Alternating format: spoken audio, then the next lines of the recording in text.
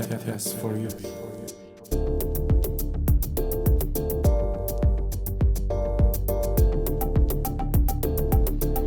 За сайн байцгаана уу? Хөтлөгч Кена байна. Тэгээд Test for you подкастын ээлж дугаар маань эхэлж байна. Тэгээд өнөөдөр айгүй сонирхолтой бас нээлттэй яригадад байдаггүй сэдвээр ярих гэж байгаа.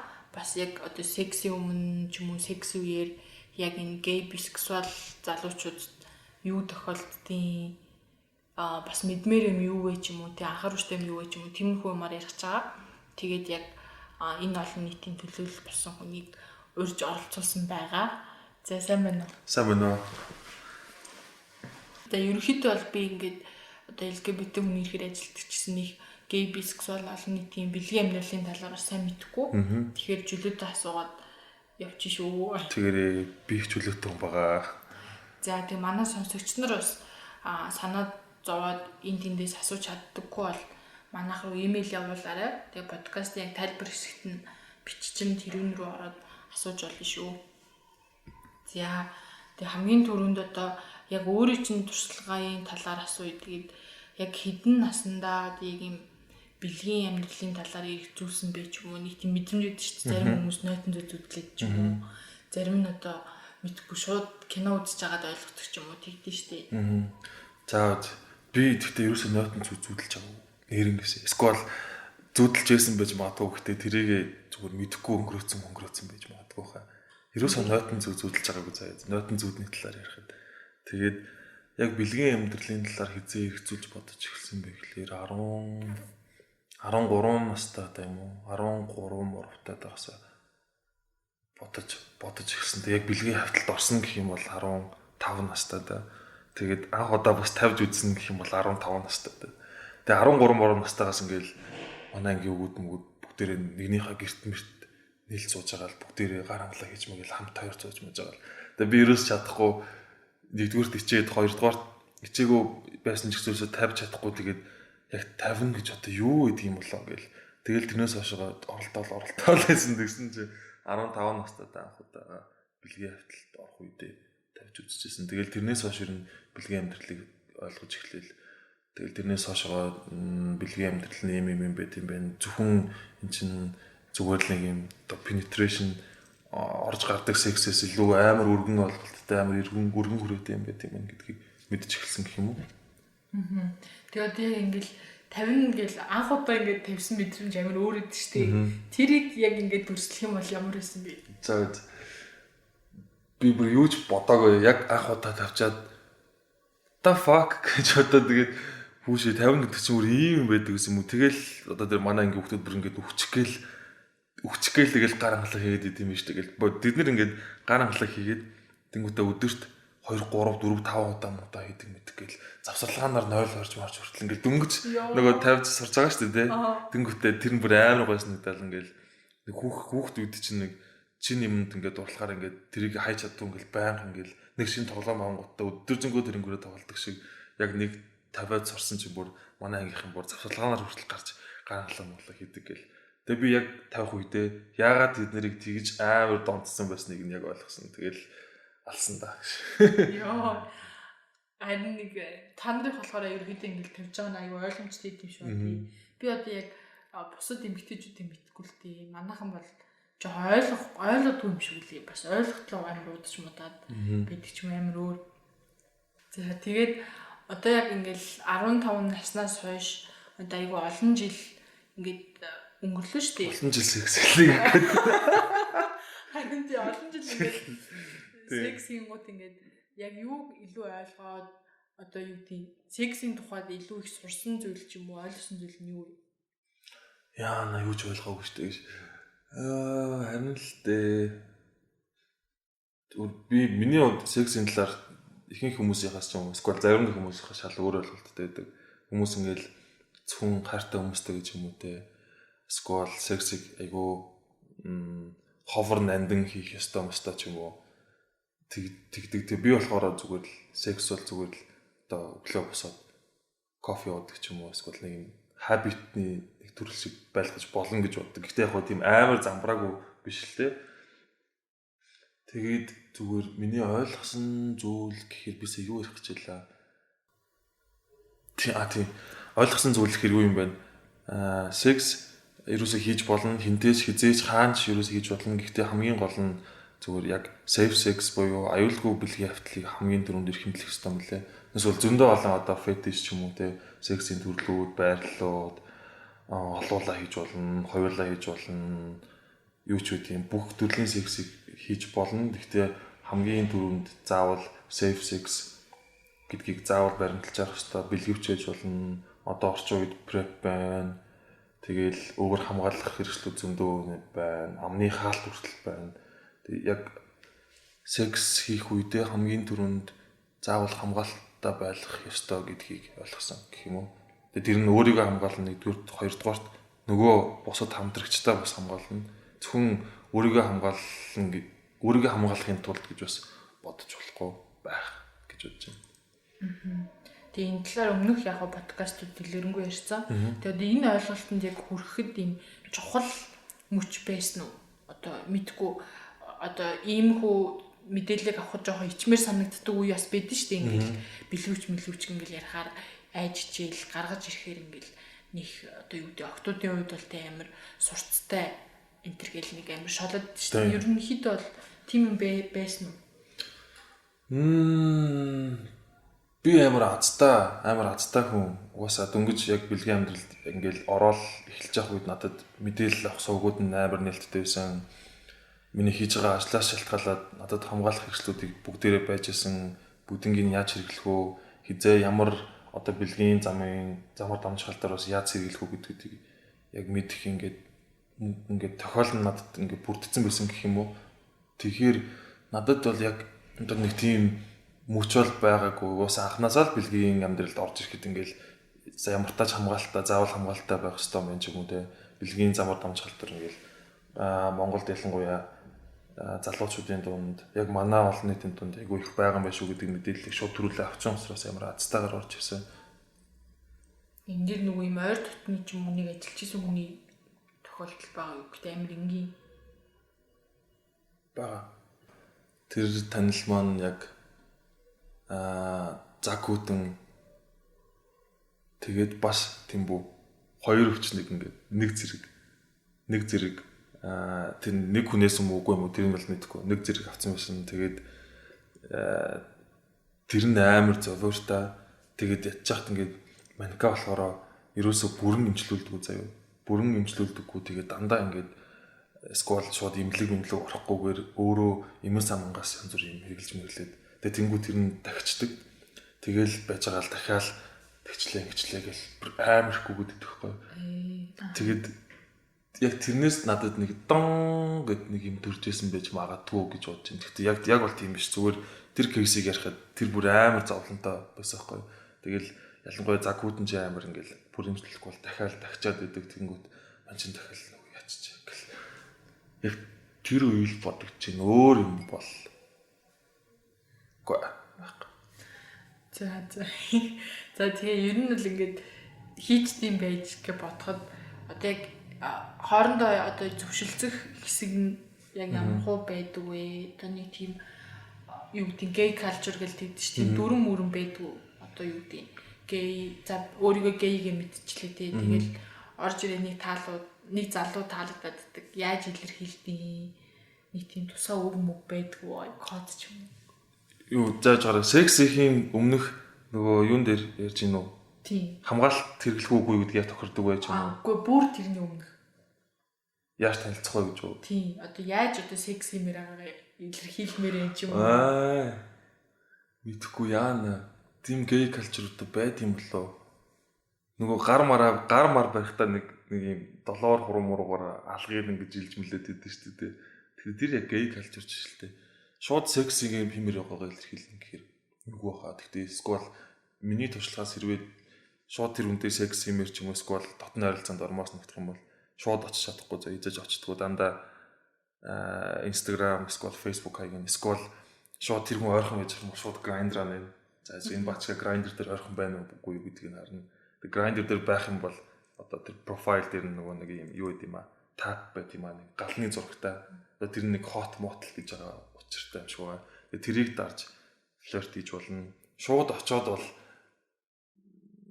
амжилт олохгүй байгаа. Шууд очихоор тэгэл ихэнх хүмүүс ч айгүй нэлттэй биш үү дээ. Шууд очоод ингээл чинь надад таалагч юм болог чинь ч юм уу, скол танилцсан мэлцэг гэх юм бол ихэнхдээ дандаа сөрөг хариу сонсох гээд байдаг. Тэгэхгүйгээр жоохон далдуур баг одоо алхам машаа чадаар явах юм бол арай дээр үрдэн болно гэх юм уу.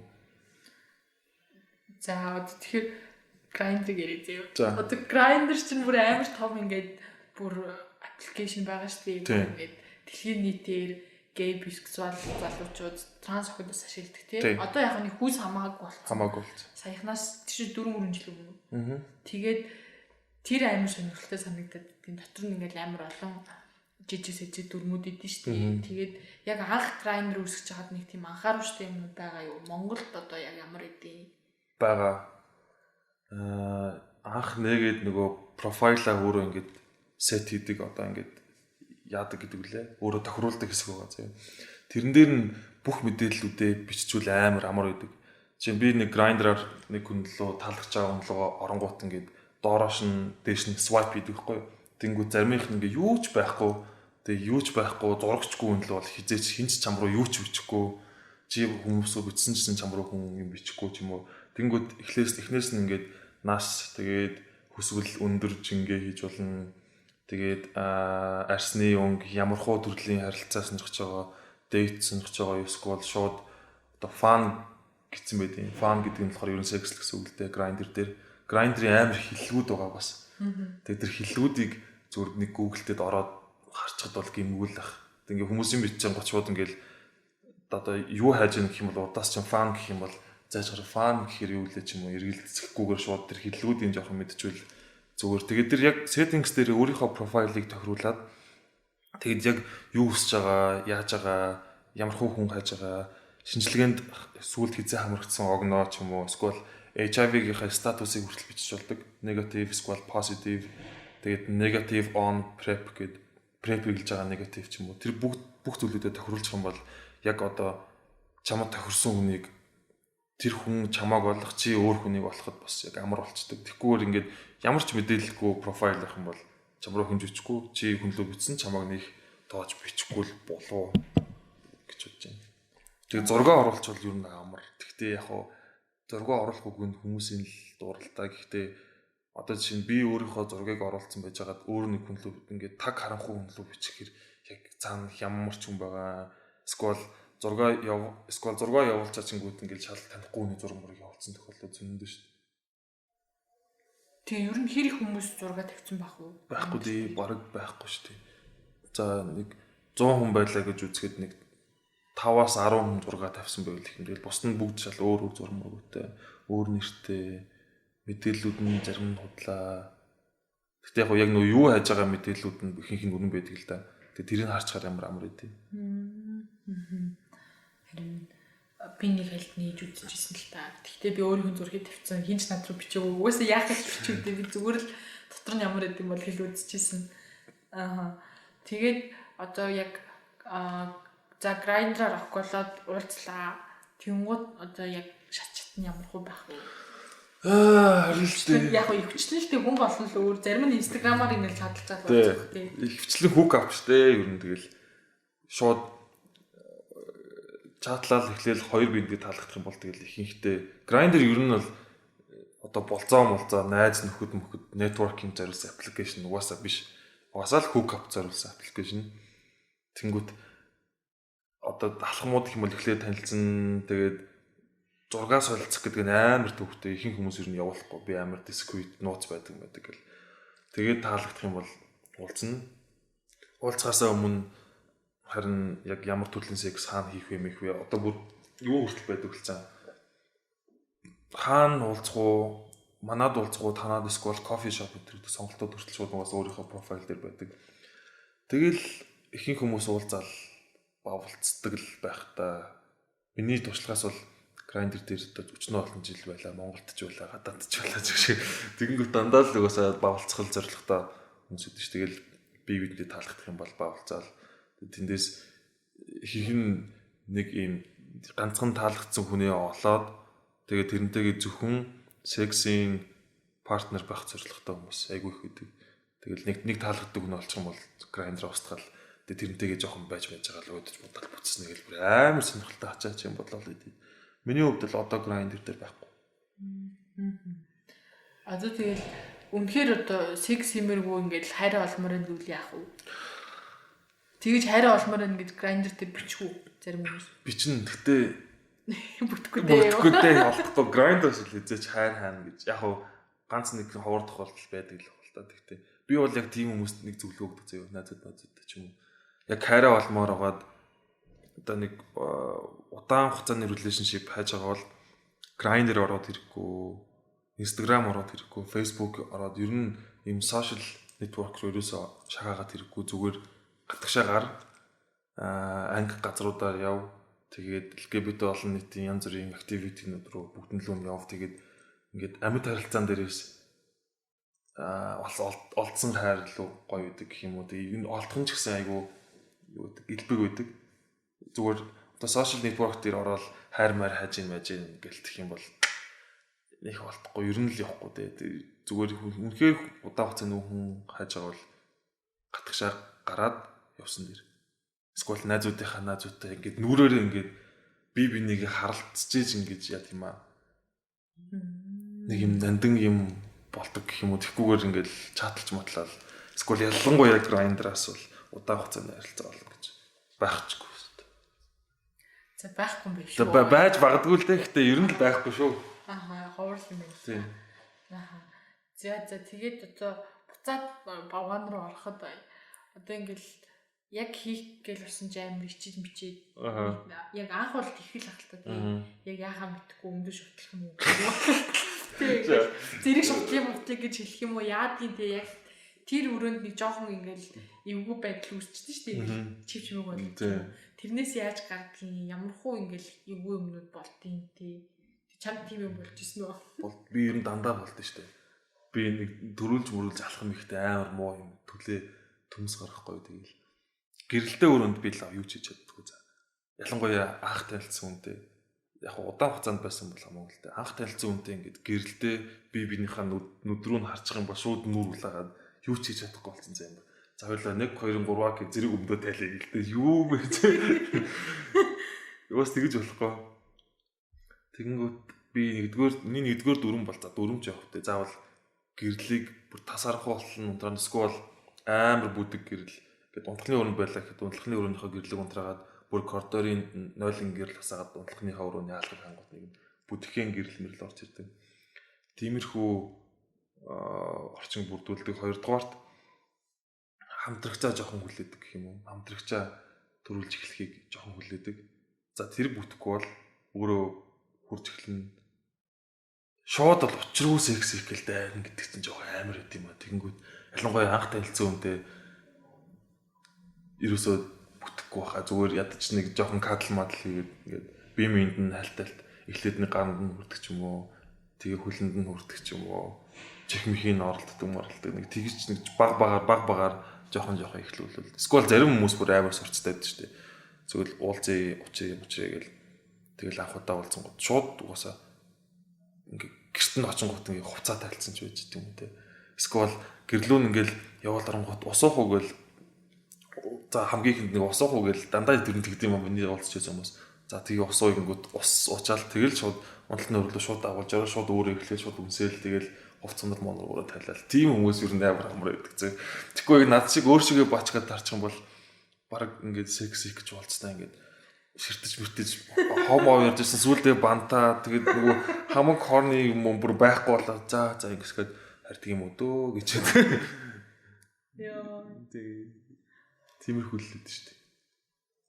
За чар надад ихтэй амар эвгүй байдал орж исэн тохиолдол болов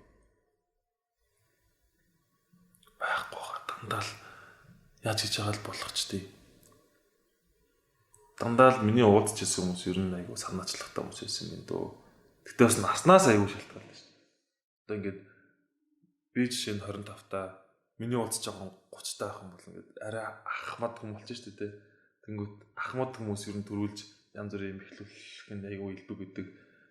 Тэнгүүт одоо нэг тийм майндсет суудсан байдаг гэх юм уу. Нэг юм өөрөө хүсээгүй ч гэсэн би ингээд дүү хүүхдтэй болцох юм бол ингээд өөрөө ингээд байдлыг санаачлагыг гартаа авах гол ингээд оролддог ч юм уу те. Жохон ахмаг хүнтэй болцох юм бол ингээд нөгөө хүнээ хүлээж бүтлэгээл харж мараад нэг тиймэрхүү юм байд. Тэгээд одоо ингээд одоо насмаас ч юм уу харахаар ингээд хувийн бэлтгэл байгаа шүү дээ зүгээр ярихгүй тэр бэлтгэл нь ямар байх вэ? Хувийн бэлтгэл гэдэг нь мэдгүй одоо усанд орсон байх ч юм уу. Яг эсвэл бүгд ойлгомжтой бэлтээд ирсэн байт юм болов уу? Үгүй шүү дээ. Сонирхолтой хүмүүс таарна шүү дээ. Тэр хувийн бэлтгэл бол наснаас туйч хамаагүй юм шиг лээ. Зүгээр хувь хүмүүсээс л хамаатай. Жохон одоо нэлээд одоо амьдрал үзсэн зөндөө олон секс үзсэн ч юм уу туршлагатай байгаадаа гэсэн хүмүүс шал туршлахгүй ч юм уу те байж ах үед байна. Эсвэл хүүхдүүд ч гэсэн айгүй туршлагатай тэгээ хувийн бэлтгэл амар сайн усанд орсон хэрвээ ботом бол бас цэвэрлэгээ нэг хийдэж штэ те цэвэрлэгээгээ амар сайн хийчихсэн тэгснэ цүнхэндээ бэлгэвчтэй лубриканттай хүмүүс ч байна. Тэрийг бол бүр яг нас масаар нь бол зааглах ямарч боломжгүй. Янз бүрийн хүмүүс зөндөө байна. Тэгээ бас за тэрийг дараа нэр өөр юм дээр ярь. Юу. Одоо ингээд чи ингээ 15 танд бэлгээмдэлт боллоо шүү дээ. Чи тэр үед одоо хаана бавлцах уу? Одоо ингээд бүгд гэр оронтой биш байгаа шүү дээ. Гэр орон сул ч юм уу. Хоёулаа байх орондоо ховор тохиолдол ер нь яа тийм бол тэр орцонд бол орцсон гэдэг юм биш үү? Орцсонд жоохон бахад чинь орцонд бавлцчихсэн, ой модонд бавлцчихсэн, сааданд байсан хоёулаа тэгсэн жоохон бахад ах нартаа уулзах юм бол угаасаа бүгдээрээ нэг гид мөртэй ч юм яаж яаж газартаа байдаг. Буудалд бас байж болно. Тэгээ хоёулаа ингээд тосын орон зайгүй үед байх юм бол тэгэл хаач хамаагүй бол болчих шүү дээ. Орцонд бол амар гоё. Гоё ч байгаа дээ. Хамгийн дэжгүй заяа. Орцонд тэгсэн шөнөөр л өдрийн цаг магаар бол угаасаа юу. Орцонд дэж болно. Хөнгөө амар шөнөөр сааданд дэж болно. Хөдөө мөдөө жоохон хотоос гараад автобусан сууж лагер яваад лагерын модонд байж болно. Гэртээ заримдаа хүн байхгүй бол газ гэртээ боолцож болно. Өөр чинь сонин газрууд юу лээ. Кино театрын хамгийн арын суудал дээр бас байж болно. Тэг хинч үздэггүй кино руу ороод заяа. Эсвэл хамгийн ихний өглөөний үзэр үүдэн штэ. 11-11-ээс. Тэгээд нэг мяа кино гарч идэг үед хинч үздэггүй юм заяа. Тэгээд тэр үед кино театр руу ороод нэг 5-6 хүн байхад хамгийн хойтлын сууд дээр очиод болцож байна. За. Тэгээ одоо ингээл тохиролцол тэр газар яв юм аа гэл. Ер нь одоо ингээ хосууд хэр сексийн талаар нээлттэй ярилцгуу. Одоо юу гэдэг чи бэлгэвч аваад ирээрээ. Хоёулаа тийшээ явъя. Ингээ тгийгээл нэг зөвшөлтөх юу байд штий. Тэрийг одоо хэр нийтлэг хэрэглэх. Энэ дэр жоохон нас ирчихгүй шээ. Хүүхдүүд жоох тий залуу хүүхдүүд гэх юм уу залуучууд ерөнхийдөө зөвшөлдөхтэй айгу тааруу тэгээд хийхдээ ингээл найдчихдаг. За нөгөө бачкад байгаа хта сквал хэлэхгүйгээр өөрөө ч юм аваад явж болно л доо. Тэнгүүд яг жоохон 25-аас дээш нас мосны хүмүүс бол шууд чамд юу байгаа юу? Бэлгэж байгаа юу? Лубрикант байгаа юу?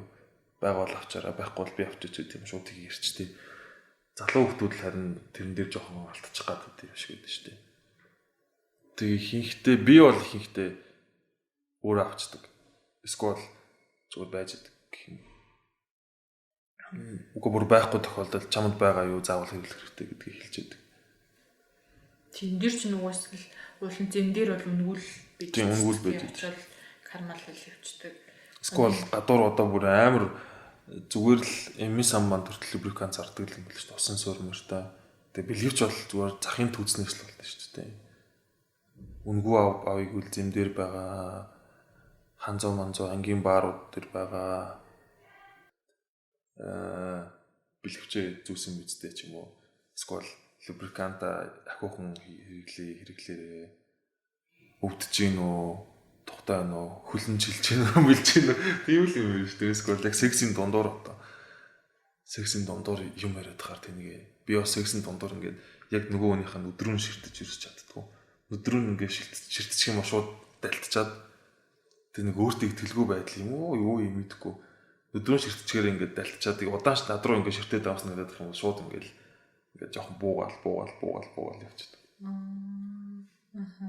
Тэр одоо юм секси өмнө ярьчт юм уу тий? Эсвэл нэг ярихгүйгээр ер нь сексийнхаа өмнө заавал мэдлцэх ёстой юм. Хин нь топ болох вэ? Хин нь ботом болох вэ гэдгийг заавал мэдлцэх ёстой. Тэгээд нэгдүгээрт ариун цэврийнхаа хувьд, хоёрдугаарт одоо аюулгүй сексийн хувьд гэх юм уу. Тэгхгүйгээр юус ярилцахгүй байж тал хоёр топ ч юм уу уулзчих юм бол тэгэл нэг гой секс болохгүй, хоёр ботом бас уулзчих юм бол яг хөө секс хийж болно л доо. Тэгтээ аль аль нь ботом баймаархыг хүсгэд хин ч одоо хийж чадахгүй бол хэцүү ч юм уу. Хоёр топ уулзчих юм бол хин ч хийлгүүлж чадахгүй. Тэгээ хоёр топ дээр амар асуудал гардаг цаа дандаа. Нэг нөгөө топыгоо нөгөөх нь чи хийлгүүлж ячтэй сүртэй үдэхгүй шүү дээ, гайгүй шүү дээ, гайгүй шүү дээ гэл. Аа хэцүү. Тэр чи за яг нөгөө топонд нэг удаа гүрийг ботом боллоо гэхэд эрвээ секс хийхээс өмнө ботом байх юм бол гэвч айгүй асуудалтай. Заавал цэвэрлэгээ хийхгүй бол хэцүү. Тэгээ заавал цэвэрлэгээ мөрлөг хийх байх чинь зүгээр гэж бэл. Хоёр топ дээр тиймэрхүү асуудлууд амар их гардаг юм аа.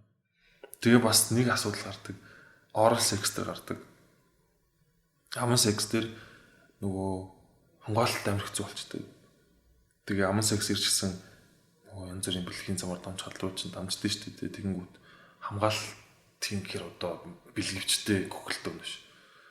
Тэгээ бэлгэвчгүй гэхээр бэлгэвчээ ингээд нэг урдтал хойтлоор нь тариад голоор нь тариад нэг юм дөрвөлжин болгож байгаа. Тэгээд амны хаалт малт гэдэг. Тэгээд тэгэхэр чинь шал тэнэг шүү дээ. Ер нь бол бэлгэвчтэй одоо надад ганц хүсэж байгаа юм бол oral sex-ийн үед ингээд ямар нэгэн хаалтгүйгээр хийж болдог. Тэгсэн мөртлөө хамгаалдаг тийм ямар нэгэн арга байдаггүй бахта байвал мэдмээр л гэж бодож байна. Тэгэхээр яг наад захын арга зүгээр л шинжилгээ энтерт хамрагдсан уу? Тийм. Шүдээ янзсан уу юм биш үү? Тийм. Наад захын арга нь одоо oral sex хийж өгж байгаа хүн бол одоо гөгж байгаа хүн бол шүдээ сайнзлуулах хэрэгтэй. Тэгэл ер нь байнгын шинжилгээнд хамрагдаад өөрийгөө одоо ирүүл үгүй юу гэдгийг заавал мэдчих яах нь л чухал. Хамгийн наацх нь тэгэл ер нь тэр л oral sex-ийн одоо ганц арга юм уу. Тэгээ одоо манайхан жишээ нь одоо за халдвартай байлаа гэж бодъё л тоо. За ямар нэг мэдлэг хээдэ хийвэгийн халдвартай.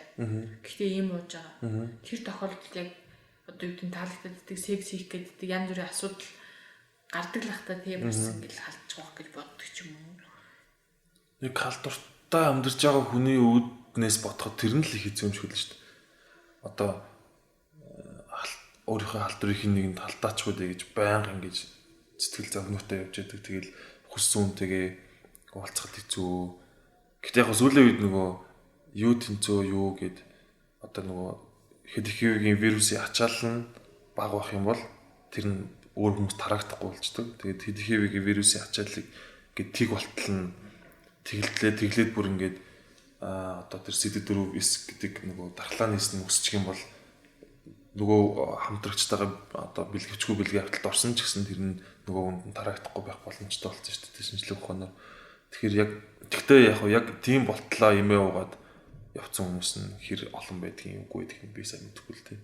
Тэгээ бас prep амар гоё. Би prep-ийг чинь баг 2 сар 3 сар хэрглэж үзсэн үү. Одоос надад нэг харцах байгаа. Тэгтээ надад одоохондоо ярих шаардлага байхгүй л дээ. Prep-тэй үед бас жоохон айцгүй гэж болно. Яг prep-ийг яг ном журмаар нь нууцсан бол бэлгэвчгүй бэлгийн хавталд орж болно. Тэгтээ тэр нь зөвхөн хэд их хэвээс хамгаална. Босод бэлгийн замаар дамж халдруудаас хамгаалахын тулд заавал бэлгэвч хэрэгтэй болчдөг. Одоо тэгэл угаасаа мэдээлэлтэй л байвал ингээл секс бэлгийн амьдрал илүү ингээл тий ойлгомжтой амар гоё байна. Энийг сайн л мэддэггүй өсвөр үеийнхэн тэгэл зүгээр хийгээл болчтой гэж боддог юм шүү. Одоо ингээл яг одоо дөнгөж бэлгийн амьдрал одоо хөл тавьж байгаа хүмүүст хандаж яг юу гэж хэлэх вэ? Мэдгүй жишээ чи 15 таа одоо өөртөө юу гэж хэлэх байсан бэ? Битгий яараа л гэж хэлэх бах та. Нөгөө дөнгөж секс бэлгийн амьдралд оронгууд секс хийж нэг удаа үзэнгүү тэр нь ер нь ихэнх хүмүүс таалагддаг байх гэж бодож байна. Тэнгүүд айгүй олон хүмүүстэй ингээ яран амар олон хүмүүстэй бэлгийн хавталд орчих гээд идэг нэг цул тал байгаа. Тэгээ тэр үедээ нөгөө мэдээлэлгүйгээс болоод дандаа алддаг үед байгаа. Тэгээ жоохон одоо ингээ томроод жоохон өөрийгөө бодонгууд амар яараал секс амар гоё ямар гоё юм бэ гэж бодвол тэгэл хинтээ чамаагүй ингээл секс хийчихгээл тэр мөр үедээ хамгаалт нь ингээл заримдаа хагас дутуу хийчихдэг үед зөндөөсөн баха. Тэнгүүд зүгээр секс хийхээс өмнө сексийн талаар болон хамтрагчийн талаар сайн судлаад тэгээд 3 дугаарт болохоор нөгөө аюулгүй бэлгийн хавтлын талаар амар сайн судлаарай гэж зөвлөх баг та. За. Одоо сүүлийн асуулт байна. За. Одоо яг ингээл топ, bottom, verse гэж байгаа шүү дээ. Тэрийг одоо яг яаж мэдтий? Хийж үзчихэж л мэдэн шүү. Хийхээс нааш өөр ингээд дохоо мохоо байхгүй юу? Дохоо мохоо байхгүй. Гэхдээ яг шууд ингээл одоо тухайн хүнийх нь одоо мөн чанар төрлөх цангаас нь ингээд байгаа байдлаас нь өөрийгөө мэдэрч байгаагаас нь шууд тодорхойлогдчих болдог юм шиг үлээ.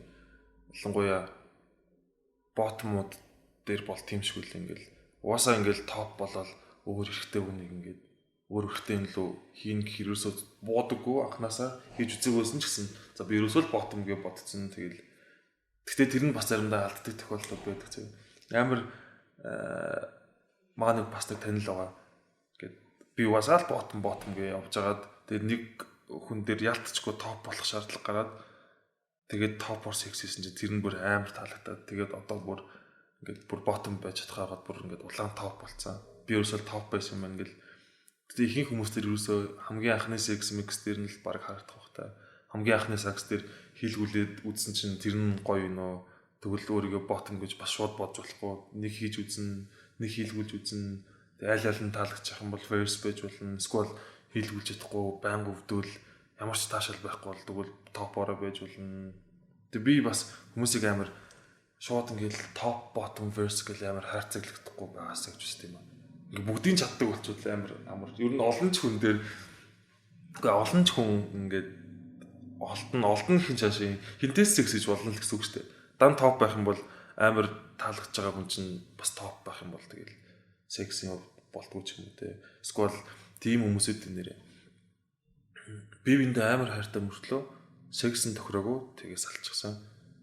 Хоёр биендээ хоёулаа амар хайртай. Тэг яг сексийн харилцаан дээр ирэхээр хоёр топ байгаад хин ингээ хийлгүүлж чадахгүй тэнгууд сексийн харилцааны явахгүй болохоор дагаад хайр нь хүрчдэг ч юм уу. Тиймэрхүү тохиолдол бас байдаг юм л. Яг ингээл бас заримдаа л ингээ тархинд л идэм шүү дээ. Би угсаа төгөлөхгүй гэл. Яг заримдаа л эрүүл мэндийн асуудал. Тийм эрүүл мэндийн асуудлууд бас байна. Тийм тэр мөрнийг харж байгаа л нэг юм шилжих гэж ярьд юм л шүү дээ. Топос ботмос топ руу гэл тэр мөрийг хийхдээ аягүй сайн судалж хагаад гол нь л зөрөгтэй байгаа л бас нэг чадахгүй гэж бодод тийм шүү. Чадахгүй гэж би ч гэсэн одоо хүртэл гэж бодоо за тэр ч яах вэ өөрийгөө нэг тийм айцтай ингээл за амин мяа хийчих бах шиг чаддгаараа л явж юм авч ийл. Тийм. Яг ялангуяа ботом болохын дээр яг ингээд тархинд бүх юм тархинд байд юм аа. Уулын дээр доор чинь зүгээр цагирган болцсон байгаа шүү дээ тий. Тэрийг зүгээр ингээл одоо тэр нөгөө power bottom гэж ярьдэн шүү дээ. Амар туршлагатай одоо ботомууд дээр харах юм бол хүмүүс юм сунцсан гэж дуудаж модж ингээд айгу андуурдаг. Тэр нь зүгээр ерөөсө сунж байгаа юм бол биш зүгээр тэр доор байгаа цагирган булчин хүснээрээ ингээд яаж чадж гинөө сулалж чадж гинөө эсвэл чангалж суллахаа ингээд өөрөө амарсан контролдож чаддаг хүмүүсийг ингээд power bottom гэж нэрлэдэг юм шиг байлээ.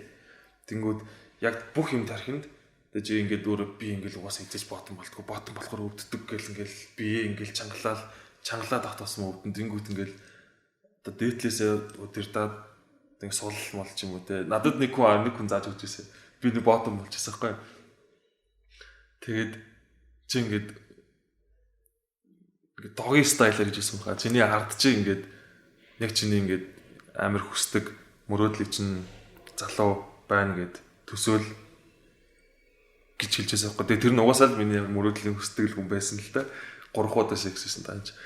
Тэгээд яг тэгээд төсөөлсөн чинь ингээд шууд нөгөө амар өвдөлтүүд ингээд тэр чигтээ ингээд мартагдаад тэгээд шууд ингээд цаанаасаа ингээд шууд ингээд сулраад ингээд өөрөө сулраад тэгээд илүү өвдөлтхээс илүү таашаалыг одоо өвдөлтөөс илүү их мэдрээд ирсэн чинь өвдөлт нь ингээд мэдтгэх болчихсон юм лээ. Тэгээд тэгэхээр ерөөсөө л тархинд л байгаа. Яг ботом болоход бол яг эрүүл мэндийн шалтгаанаар бол байх болохгүй гэж болно л да.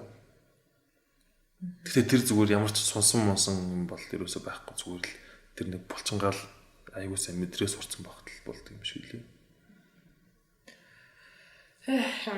Олон ч юм үзэхэндээ та нар олон юм үзэн амьдрал баялаг штэ гэж. За өнөөдрийн дугаарт оролцсонд баярлалаа. Тэгээд манай Instagram ч юм уу Facebook-оор холбогдоод яг тэр дугаарын хүнээс ингэж асууя гэд хэлж болно шүү. За намайг сурж оролцуулсан баярлалаа. Тэгэд надаас хэрвээ асуулт байгаа нэг амар туршлагатай юм шиг. Би нэгтээ амар туршлахгүй шүү. Зүгээр нэг хэдхэн жил амьдсан туршлага ярьсан. Тэгээ асуух зүйл байвал подкаст дээр доо. That's for you. За баярлалаа. Баярлалаа.